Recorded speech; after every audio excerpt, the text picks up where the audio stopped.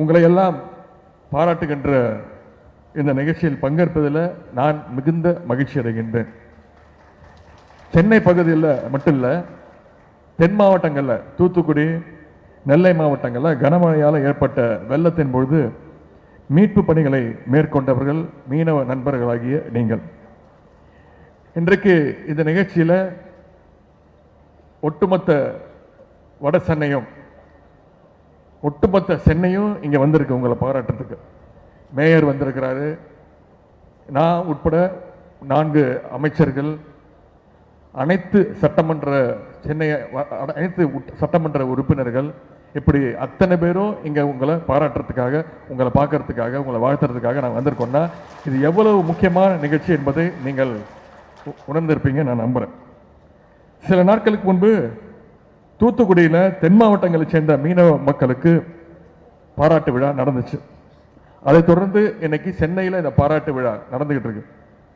இன்னும் பெருமை எனக்கு என்னன்னா, என்னோட தொகுதி சேப்பாக்கம் திருவல்லிக்கேணி தொகுதியில் இன்னைக்கு இந்த பாராட்டு விழா நிகழ்ச்சி நடந்துகிட்டு இருக்கு. அதில் எனக்கு கூடுதல் பெருமை, கூடுதல் மகிழ்ச்சி. ஏன்னா எங்களுடைய தொகுதியில் நிறைய மீனவர்கள் இருக்காங்க. மழை வெள்ள நேரத்தில் சென்னையின் பல்வேறு பகுதிகளுக்கு அந்த படகுகளை எடுத்து சென்று அந்த மீட்பு பணிகளை ஈடுபட்டவங்க நீங்க அத்தனை பேர் இங்க வந்திருக்கீங்கன்னா உங்களுக்கு முதல்ல என்னுடைய வணக்கத்தையும் நன்றியை நான் தெரிவிச்சுக்கிறேன். வெள்ள நேரத்தில் முதலமைச்சராக இருக்கட்டும், இங்க இருக்கக்கூடிய அமைச்சர்களாக இருக்கட்டும், சட்டமன்ற உறுப்பினராக இருக்கட்டும், மேயராக இருக்கட்டும், அனைத்து மக்கள் பிரதிநிதிகளும் மக்களை போய் சந்திச்சோம். யாரும் வீட்டை ஒளிஞ்சுக்கிட்டு இல்லை, வீட்டில் போய் பூட்டிக்கிட்டு இல்லை, எல்லா களத்தில் நின்று மக்களோடு மக்களாக நின்னோம். எந்த தைரியத்தில் நின்னோம்? நீங்க எங்களுக்கு துணை நிற்பீங்க, அந்த மீட்பு பணியில நீங்க எங்களுக்கு துணை நிற்பீங்கன்னு அந்த தைரியத்தில் தான் நாங்கள் போய் மக்கள்கிட்ட போய் நின்னோம். அதற்கு இந்த நேரத்தில் எனக்கு கூடுதல் வாழ்த்துக்கள். பொதுவாக யாராச்சும் நம்ம போய் கேட்டு ரிக்வெஸ்ட் பண்ணாதான் உதவி செய்ய வருவாங்க. ஆனால் மீனவ நண்பர்களாக நீங்க தான் உதவி கேட்கறதுக்கு முன்னாடியே அதை புரிஞ்சுக்கிட்டு உங்களுடைய படகுகளை எடுத்துக்கிட்டு வந்து மீனவர்கள் நண்பர்களாக நீங்க தான் களத்தில் முதல்ல நின்றீங்க. அதனால தான் நம்முடைய முதலமைச்சர் அவர்கள் இந்த பாராட்டு விழாவை நடத்தணும்னு எங்களுக்கு ஆணையிட்டு நாங்கள் இதை நடத்திக்கிட்டு இருக்கிறோம். மீனவர்களுடைய நலன் மீது நம்முடைய அரசுக்கு எப்பொழுதுமே தனி அக்கறை உண்டு. மீனவர்களுக்கும் கழகத்தின் மீதும் கழக அரசின் மீதும் மிகப்பெரிய அளவில் ஒரு நம்பிக்கை இருக்கு. இந்த மழை வெள்ளத்தில் மட்டுமல்ல, ஒவ்வொரு மழை வெள்ளத்திலையும் உயிரை பணைய வச்சு களத்தில் போய் மக்களை மீட்டு கொண்டு வருது நீங்க தான். இப்போ மட்டும் இல்லை, 2015 இதே மாதிரி ஒரு மிகப்பெரிய வெள்ளம் வந்துச்சு. அப்போவும் மீனவர் நண்பர்கள் நீங்க தான் களத்தில் இறங்கி மக்களை காப்பாற்றிருக்கீங்க. தற்போது நம்முடைய திராவிட மாடல் அரசு 2 இடங்கள்ல இந்த பாராட்டு விழாக்களை நடத்தி மீனவ நண்பர்களை கௌரவிச்சிருக்கு. எனவே மீனவ மக்கள் கிட்ட எனக்கு ரொம்ப பிடிச்ச விஷயம் என்னன்னா, நேர்மையும் துணிச்சலும் தான். ஒரு விஷயம் தப்புன்னா தப்புன்னும், சரின்னா சரின்னு சொல்ற முதல் ஆள் நீங்க தான். எதற்கும் கவலைப்பட மாட்டீங்க, யாருக்கும் பயப்பட மாட்டீங்க.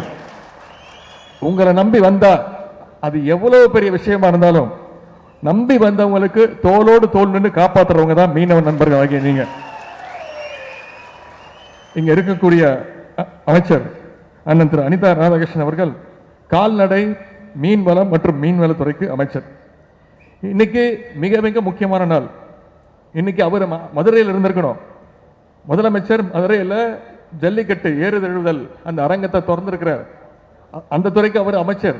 ஆனா அந்த விழாவுக்கு போகாம இன்னைக்கு உங்களை வந்து பார்த்திருக்கிறாருன்னா இந்த நிகழ்ச்சி எவ்வளவு முக்கியமான நிகழ்ச்சி என்பதை நீங்க உணர வேண்டும். நம்முடைய முதலமைச்சர் அவர்கள் மதுரைக்குள்ள அலங்காநல்லூர்ல கலைஞர் நூற்றாண்டு ஏறு தழுவுதல் அரங்கத்தை சுமார் 46 கோடி ரூபாய் மதிப்பில் இன்னைக்கு திறந்து வச்சிருக்கிறாங்க. மீனவர் பாராட்டுற நிகழ்ச்சியில ஏன் நான் ஜல்லிக்கட்டு பத்தி பேசுறேன்னு உங்களுக்கு சில பேர் வியப்பா இருக்கும், உங்களுக்கு புரிஞ்சிருக்காது. அதுக்கு ஒரு காரணம் இருக்கு. 2017ஆம் ஆண்டு ஜல்லிக்கட்டு போராட்டம் தமிழ்நாடு முழுக்க நடந்துச்சு. அப்போ மாணவர்கள், இளைஞர்கள்னு தெருவில் இறங்கி கடற்கரையில போராடினாங்க. குறிப்பா கடந்த 25 வருஷத்துல தமிழ்நாட்டில் இல்ல இந்தியாவில இவ்வளவு பெரிய போராட்டம் நடந்துச்சுன்னா அது நம்முடைய ஜல்லிக்கட்டு போராட்டம் தான். அப்போது இருந்த ஆட்சியாளர்கள் போராட்டத்தை ஒடுக்க நினைச்ச போது மாணவர்கள், இளைஞர்களுக்கு ஆதரவா நின்னது நம்முடைய மீனவர்கள் தான். ஜல்லிக்கட்டுக்காக மாணவர்கள் போராடினாங்க. ஆனா அந்த மாணவர்களுக்காக இந்த மீனவ நண்பர்கள் தான் போராடினீங்க. அதுதான் மீனவ நண்பர்கள் உங்களுடைய அந்த மனித நேயம். ஜல்லிக்கட்டு போராட்டத்தில் நீங்க செஞ்ச தியாகங்கள் கொஞ்சம் நஞ்சம் இல்லை. தமிழ் பண்பாடு, தமிழர் வீர விளையாட்டான ஜல்லிக்கட்டு உள்ளவர மீனவர்கள் உங்களுடைய புகழ் என்றென்றும் நிலைச்சிருக்கும். வெள்ளத்தில் சிக்கிய மக்கள் அரசிடம் கேட்கிற முதல் உதவி உணவோ மருந்தோ கிடையாது. எங்களுக்கு ஒரு படகு வேணும், எங்களை எப்படியாச்சும் இங்கேருந்து வெளியில் கூட்டிட்டு போய் காப்பாற்றி விடுங்க அப்படின்னு தான் கேட்பாங்க.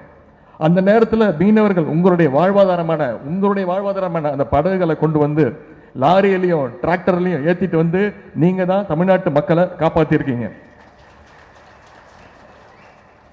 படகோ தைரியமோ துணிச்சலும் தான் மீனவர்களுக்கு உங்களுக்கு வாழ்வாதாரம். படகு உடைஞ்சாலும் பரவாயில்லன்னு நீந்தி போய் மக்களை காப்பாற்றிருக்கிற மீனவன் நண்பர்கள் நீங்க. நிவாரண பொருட்கள் நாங்கள் ஏற்பாடு பண்ணிடுவோம். பால், பிஸ்கட்டு, தண்ணி பாக்கெட்டு, இப்படி உணவு பாக்கெட்டு எல்லாத்தையும் தயார் பண்ணிடுவோம். ஆனால் இதை எப்படி கொண்டு போய் மக்கள்கிட்ட சேர்க்கணும்னு நீங்கள் தான் அதற்கு முன்னாடி நின்னீங்க. உங்களோட உதவி இல்லாமல் எங்களுடைய அரசு ஏற்பாடு செய்திருக்கக்கூடிய நிவாரண பொருட்களை கூட நாங்கள் மக்கள்கிட்ட சேர்க்க முடியாது. அதை கொண்டு போய் சேர்த்தது நீங்கள் தான். தூத்துக்குடியில் நான் இருந்தேன். நம்முடைய அமைச்சர் அண்ணன் அனிதா ராதாகிருஷ்ணன் அவர்கள் இருந்தாருங்க. அக்கா கீதா ஜெயவன் இருந்தாங்க. நாடாளுமன்ற உறுப்பினர், கழகத்துறை துணை பொதுச் செயலாளர் அத்தை கனிமொழி கருணாநிதி தொடர்ந்து ஒரு மாசம் களத்தில் நின்று மக்கள் பணி ஆற்றி இருக்கிறோம். எல்லாம் இந்த மழை வெள்ள பாதிப்புல அரசுக்கு ஒரு நல்ல பெயர் கிடைக்கிறதுக்கு உங்களுடைய பங்களிப்பு மிக மிக முக்கியம். நிலைமையை புரிஞ்சு கொண்டு மக்கள் தான் முக்கியம் என அரசுக்கு துணை நின்றீர்கள். இங்க நிறைய அரசு அலுவலர்கள், துறை அதிகாரிகள் அத்தனை பேர் வந்திருக்கிறீங்க. வெளில வந்த நாட்கள்ல வீட்டுக்கே செல்லாம களத்தில் நின்று நீங்க அத்தனை பேரும் பணியாற்றி இருக்கிறீங்க. உங்களுடைய ஒருங்கிணைப்பு இல்லாம இந்த மீட்பு பணிகள் மற்றும் நிவாரண பணிகள் சாத்தியமாக இருக்காது. எனவே உங்களுக்கும் என்னுடைய பாராட்டுகளையும் என்னுடைய அன்பையும் வாழ்த்துக்களையும் நான் தெரிவிச்சுக்கிறேன். இந்த அரசு மீனவர்கள் நல்ல அக்கறை உள்ள அரசு மட்டுமல்ல, மீனவருடைய மனதை உணர்வை உணர்ந்த அரசு. அதனால்தான் கடந்த 2.5 ஆண்டுகள்ல ஏராளமான நலத்திட்டங்களை மீனவர்களுக்காக கழக அரசு நிறைவேற்றி இருக்கிறது. மீனவர்கள் நல வாரியத்தின் உறுப்பினர்கள் இயற்கை மரணம் அடைகிற பொழுது அவருடைய குடும்ப உறுப்பினருக்கு ரூபாய் 15,000 என்று இருந்த நிவாரண தொகையை உயர்த்தி ரூபாய் 25,000 நம்முடைய கழக தலைவர் அவர்கள் அறிவித்தார்கள். அதேபோல் மீன்பிடி படகுகளுக்கு உரிமம் வழங்கும் காலம், லைசன்ஸ் 1 வருஷத்திலிருந்து 3 வருஷமா நம்முடைய தலைவர் முதலமைச்சர் அவர்கள் உயர்த்தி கொடுத்தாங்க. தமிழ்நாடு மீன்வள பல்கலைக்கழகத்தில் யூஜி மீன்வள படிப்பில் சேருகின்ற மாணவர்களுக்கு 5% என்று இருந்த அந்த இடஒதுக்கீட்டை 20% உயர்த்தியது நம்முடைய முதலமைச்சர் அவர்கள், கழக தலைவர் அவர்கள். இந்திய ஒன்றியத்தில் எந்த அரசுமே செய்யாத ஒரு விஷயம். ராமநாதபுரத்தில் மிகப்பெரிய ஒரு மீனவர்கள் மாநாட்டை நடத்தி கடந்த ஆகஸ்ட் மாதம் நம்முடைய தலைவர் முதலமைச்சர் அவர்கள் தான் அதில் சிறப்பு விருந்தினா பொறுப்பேற்றார். அந்த மாநாட்டில் நம்முடைய முதலமைச்சர் அவர்கள் பல்வேறு அறிவிப்புகளை வெளியிட்டாங்க. அதில் 2-3 அறிவிப்புகளை மட்டும் உங்களுக்கு நான் நினைவுபடுத்த விரும்புகின்றேன். முக்கியமான அறிவிப்புகள்: மீன்பிடி தடைக்கால நிவாரணத்தை ரூபாய் 5,000 இருந்துச்சு, அதை 8,000 உயர்த்தி கொடுத்தவர் நம்முடைய முதலமைச்சர் அவர்கள். அதே போல் நாட்டு படகுகளுக்கு வழங்கப்படுகின்ற மானிய விலை மண்ணெண்ணெயுடைய அளவை ஆண்டுக்கு 3,400 லிட்டர் இருந்து 3,700 லிட்டராக உயர்த்தி கொடுத்தார் நம்முடைய முதலமைச்சர் அவர்கள். நாட்டு படகுகளுக்கு வழங்கப்படுகின்ற வரி விலக்கு அளிக்கப்பட்ட டீசல் அளவை ஆண்டுக்கு 4,000 லிட்டர் இருந்து 4,400 லிட்டராக உயர்த்தி கொடுக்கிறார் நம்முடைய முதலமைச்சர் அவர்கள். அது மட்டும் இல்ல, விசைப்படகுகளுக்கு 18,000 லிட்டர் இருந்து 19,000 லிட்டராகவும் உயர்த்தி நம்முடைய முதலமைச்சர் அவர்கள் தான் உத்தரவிட்டார். இப்படி பல்வேறு அறிவிப்புகளை, பல்வேறு நலத்திட்டங்களை நம்முடைய மீனவ நண்பர்களுக்கு முதலமைச்சர் செய்து கொடுத்திருக்கின்றார். இனி வரும் காலங்களிலும் மீனவர் வாழ்வில் மகிழ்ச்சி பெருகிடும் வண்ணம் பல்வேறு திட்டங்களை, உங்களுடைய கோரிக்கைகள் எல்லாம் நம்முடைய முதலமைச்சர் அவர்கள் நிச்சயம் செய்து தருவார் என்ற உறுதிமொழியை நான் இந்த நேரத்தில் உங்கள்கிட்ட கொடுக்கின்றேன். இந்த நேரத்தில் இன்னொரு முக்கியமான விஷயத்தை நான் குறிப்பிட வருகின்றேன். எனக்கு இறை நம்பிக்கை கிடையாது, கடவுள் நம்பிக்கை கிடையாது. சொன்ன சேகர் பாபு கோச்சுப்பார். ஆனால் யார் உண்மையான கடவுள், யார் உண்மையான இறைவன்னா, இன்னொரு உயிரை காப்பாற்றுறவன் தான் உண்மையான கடவுள், உண்மையான இறைவன். அப்படி பார்த்தா இங்க வந்திருக்க நீங்க ஒவ்வொருத்தரும் கடவுளுக்கு சமம், இறைவனுக்கு சமம். உங்க அத்தனை பேருக்கும் நிவாரண பொருட்கள், பரிசு பொருட்கள், வேட்டி, சேலை அனைத்தும் ஏற்பாடு செஞ்சிருக்கிறார். அதேபோல் அண்ணன் அனிதா ராதாகிருஷ்ணன் அவர்கள் உங்களுக்கு இங்கே மதிய உணவும் தயார்படுத்தியிருக்கிறார். எனவே நீங்கள் அத்தனை பேரும் இங்கே இருந்து மதிய உணவு சாப்பிட்டுட்டு போகணும்னு நான் உங்கள் அன்போடு நான் கேட்டுக்கொள்கின்றேன். நம்முடைய திராவிட மாடல் அரசு எப்பொழுதுமே உங்களுக்கு துணை நிற்கும் என்ற அந்த வாக்குறுதியை நான் உங்களுக்கு கொடுத்து இந்த வாய்ப்புக்கு நன்றி கூறி விடைபெறுகின்றேன். நன்றி, வணக்கம்.